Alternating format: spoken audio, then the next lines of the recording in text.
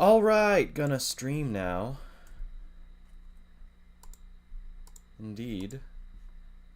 Gonna be playing some UHCCast. I have a couple places of big lava pits that I put on the coordinates. And now I'm gonna go down mining or something. Because I just found like this some cave down here. But then also over here there's like a ravine somewhere that I also found from the surface, but maybe I should go for that instead, because I was wandering around the surface and then found some ravine.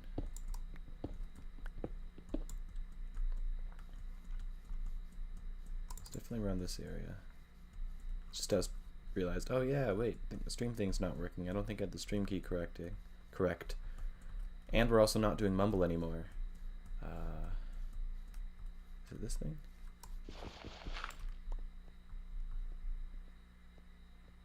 Oh, whatever. I'll grab some iron anyway. But hey, we're doing UHCcast. I'm gonna... Oh yeah, shoot. I should kill bats. I forgot. If I see bats, I should kill them. Because then I'll get golden apples. Or die. Which, you know what? I don't really care either one which I get. Because both are good for me. Both are just fine. Because if I get golden apple, that's good. If I die, I have more time to do other things. And I'm going to a concert today as well.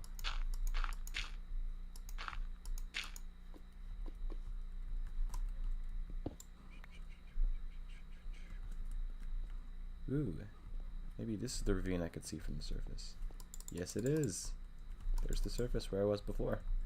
But now it's an easier way to get down. That's awesome. We're good. We're good. I am not much of a recorded round kind of person anymore. I don't play much. But hey, you know what? I got a message and there's something about bats. I'm like, oh hey, I love bats. It's one of my favorite game modes because I don't really... And it's also infinite allies free for all, so I don't have to let any team members down. I could just kill bats, and if I get really lucky, then I get really lucky. And if I die, then I die. Both of them are fine. Yay! Very awesome. Very awesome. I've been doing a lot of busy quite a bit recently with just making myself busy, just reading books, working on projects, mostly unrelated, like entirely unrelated to what we're doing here, what I'm doing here.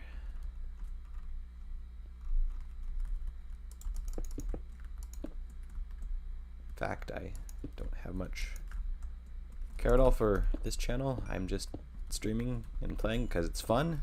I don't really care if there's anyone watching. I'm just here anyway. I'm just talking and reflecting out loud.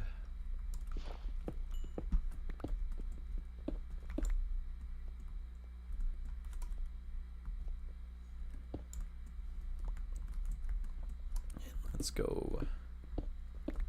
Maybe I could just talk about, I don't know, books I've read or something. Like, whoa.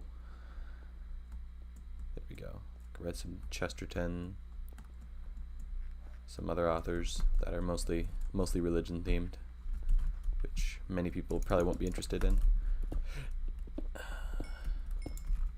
But I did read a cool book that anyone would have benefit reading, called The Righteous Mind, and it's like why people disagree, why good people disagree on politics or religion, something like that, and a lot of the psychology and stuff underneath, and just the social psychology, as it's called, was actually very interesting, and you'll come out of that book being a lot, giving the other side of, I don't know, wherever you happen to be, treating them with a lot more, you know, respect and trying to understand where they're coming from. It's a good kind of book in that way. Especially the part where it talks about brains like neurons in a larger societal brain. Or not a societal brain, like an intellectual brain in, like, let's say a university or something like that. We're really good at doing one thing. We're really good at following our intuitions into what we want. But it's good to have someone with differing intuitions help question that and be like, hey, what about this thing? That's what's good about academia, or at least how, ideally how it should be run is, they got a open discourse for one to say one thing and another to go, I disagree. And it's like you're thinking together, thinking out loud, thinking in the open, with each of yourselves part of one big larger brain. And that's good. That's good to do. I'm trying to find a quote maybe.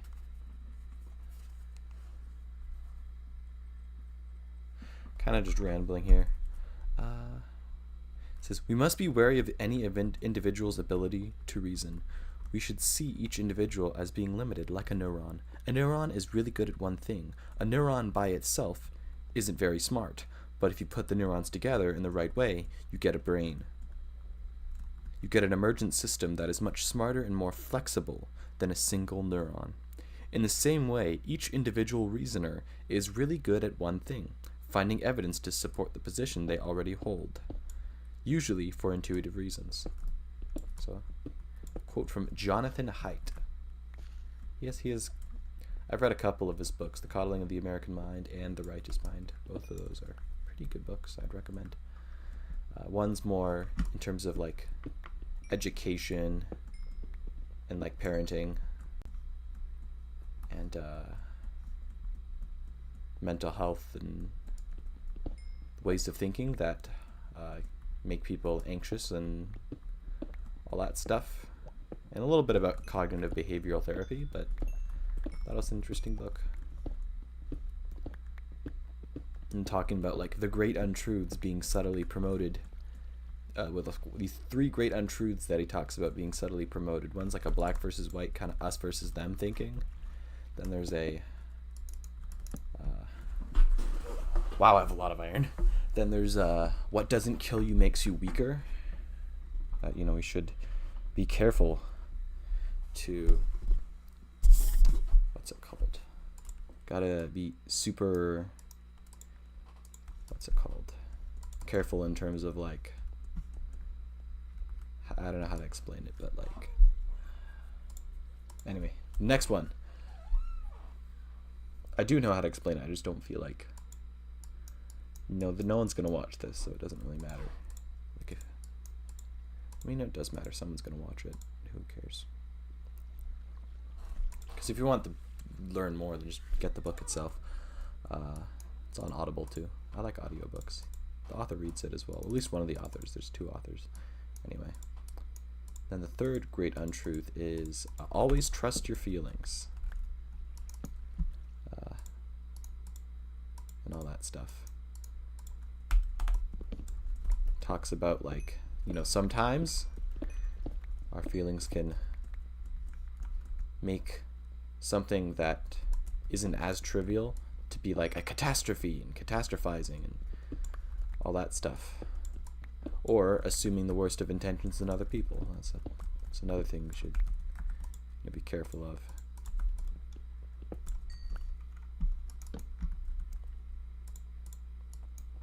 Should generally, what's it called? Embody what he calls the intellectual virtues, which is, it's not a new idea. It's a quite old idea actually by many classical philosophers and whatnot. The idea of the intellectual virtues and what's it called? Arguing as if you're right, but listening as if you're wrong. Of assuming the best of intentions, even when that may not be the case.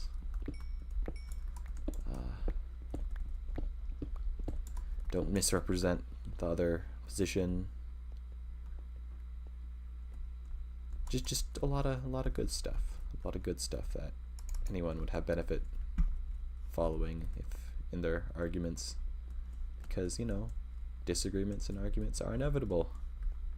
You're not going to go to, even in the context of a classroom with students, of course, they're going to have disputes with each other. And I think his philosophy is generally, if there isn't like a huge power imbalance, or if it's not bullying or whatever, it's good to just let them talk it out on their own instead of just intervening to stop every single argument or disagreement or dispute, because it's good to get them to learn how to actually solve the disputes among themselves rather than just appealing to an authority. And that appeal to authority also translates to going on to college campuses and being like, anything that you disagree with, you just appeal to some administrative authority and being like, hey, these ideas or whatever is unsafe for campus, and shut it down because I don't like it. That comes from a lot of too much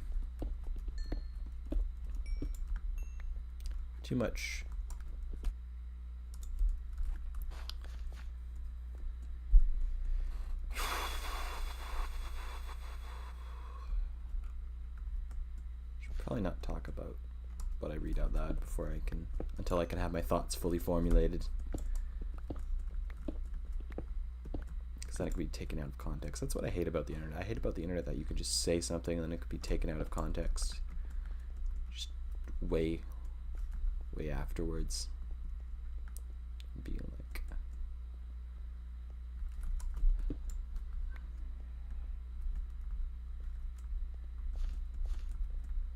anyway.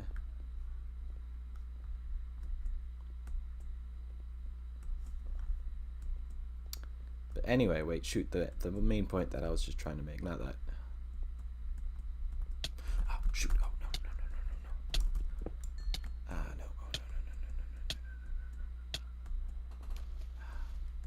Dang it.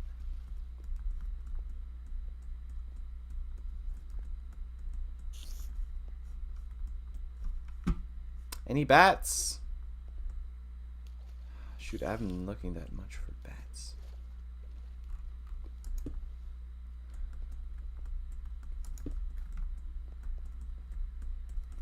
You know what, screw this. I'm just gonna go to the surface and grab for the chest things.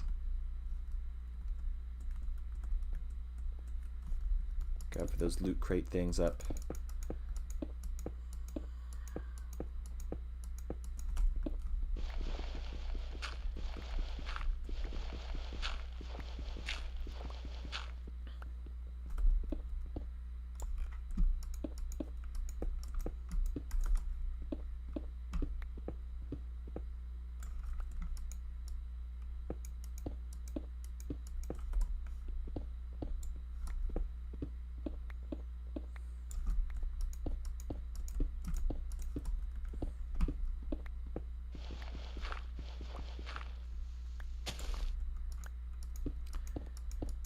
No one's gonna watch this anyway, who cares?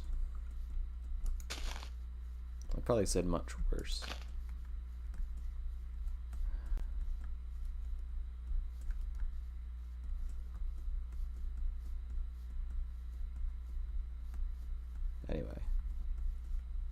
Anyway, my point basically was that in a free environment in which I could freely have, interactions outside of, let's say, a setting with the teacher, in a free environment where I was in the UHC community, I could, without a big authority intervention, could learn social lessons and not just be like, grr, I'm gonna go tell the teacher.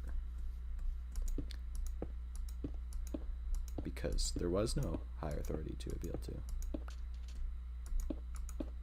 And I find that as really beneficial to growth. Not the bullying part, which, to be honest, in its own wasn't that beneficial, but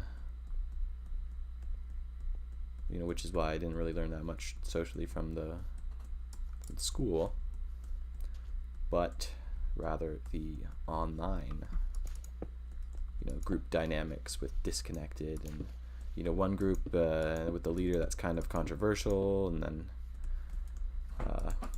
the group being less popular, and me trying to give the group a better image, being the leader, trying to reform things, group cohesion, all this cool stuff. There's so many cool skills that I learned.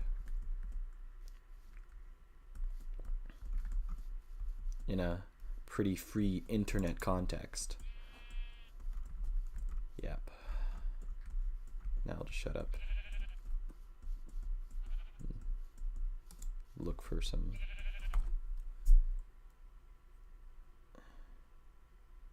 eight.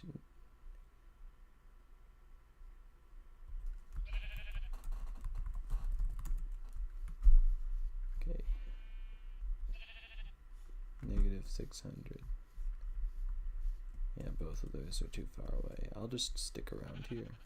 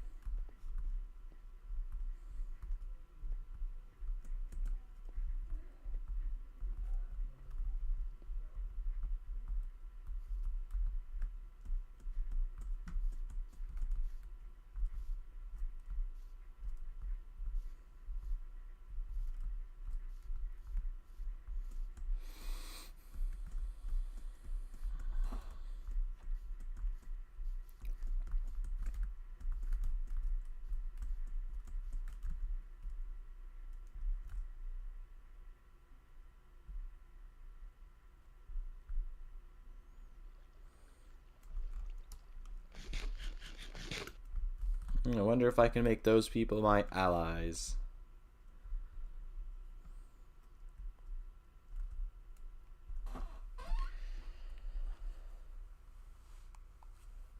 Why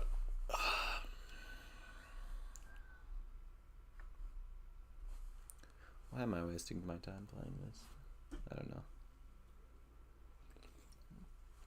No offense to the host, but I could be doing other things that are much useful.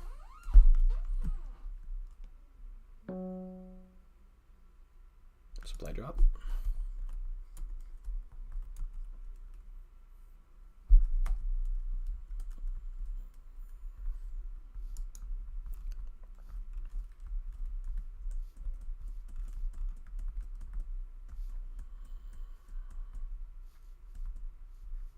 Oh, hi. Oh, hi there. Boo. Boo. Ah.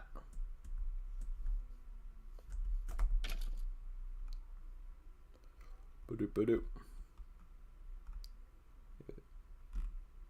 Did that not broadcast? In public? In chat at all? That's weird. Anyway.